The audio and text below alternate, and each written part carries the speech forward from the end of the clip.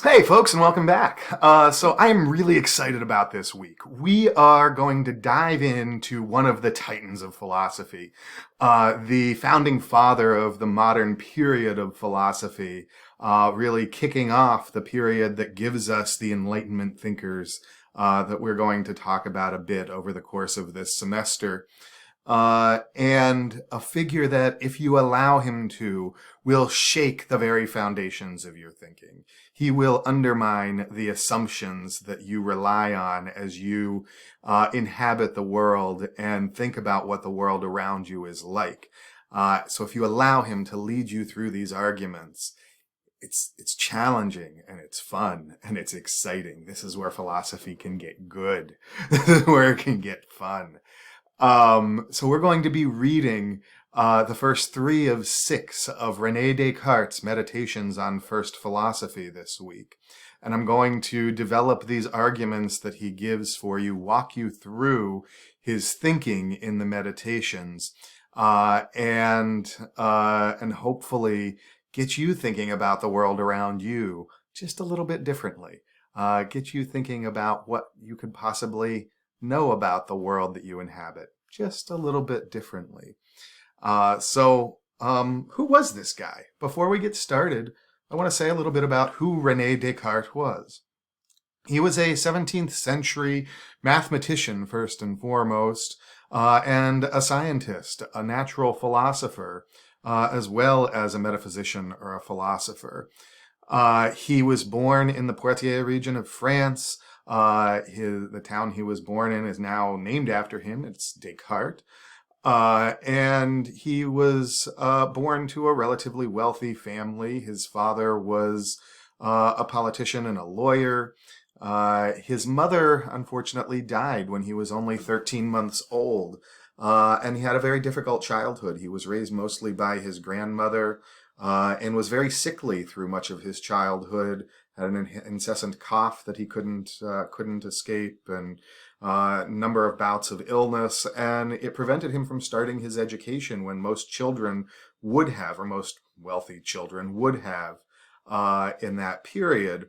So he started rather late, but he did very well at his studies once he began. His father wanted him to be a lawyer, to follow in his footsteps, and so he was educated in the law, earned his degree in the law, but never practiced law. He decided he wanted to go his own way, and he wanted to go out and explore the world, get to know people from various places, get to understand the world he was in better. And he started traveling around. He, in fact, joined the army. He signed up as a gentleman soldier during the 30 Years' War, and joined the army for a number of years. Spent some time in Germany and various provinces in Germany. Spent some time in the Netherlands, and eventually settled in the Netherlands. Settled, though, is maybe the wrong term to use, because he bounced from address to address in his time in the Netherlands, because he was always afraid that the church authorities would not look kindly on the theoretical positions he was developing. He saw what happened to Galileo. He read accounts of Galileo's trial for heresy, for defending a heliocentric view of the universe, that is, putting the sun in the middle of the solar system rather than a geocentric view with the Earth in the center. Galileo was placed under house arrest for espousing this view that Descartes thought was right, and a view that challenged the teachings of the church at the time. So he was very cautious in this sense, and we see in the introduction to his meditations, he's presenting it to the church leaders in France, the bishops in France, saying, "Hey, I'm really not trying to challenge the authority of the church. I just think that maybe we need to revise our approach to scientific theorizing." So what are some of these theories he put forth? Well, in mathematics, he's probably best known as the inventor of analytic geometry.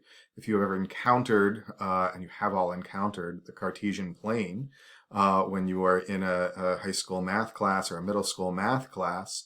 Well, he didn't develop that exactly, but it is named after him because he developed the algebraic. He developed the way of algebraically representing geometrical figures that then um, is then systematized in this Cartesian plane system. As a natural philosopher, he made important discoveries in optics. He discovered the mathematics behind lenses. He theorized about the formation of the planets. And he proposed a mechanistic vision of the natural world.